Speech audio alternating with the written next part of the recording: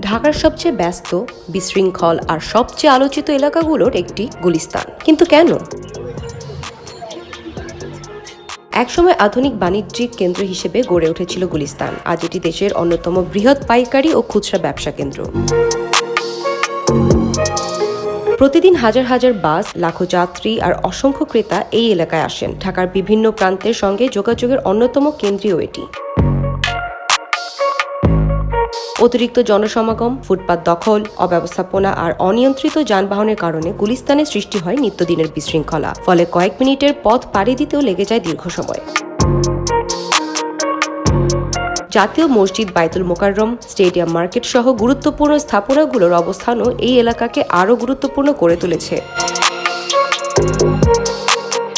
বিশৃঙ্খলা থাকলেও গুলিস্তান থেমে নেই। প্রতিদিন লাখো মানুষের জীবন ও জীবিকার সঙ্গে জড়িয়ে আছে ঢাকার এই প্রাণচঞ্চল এলাকা।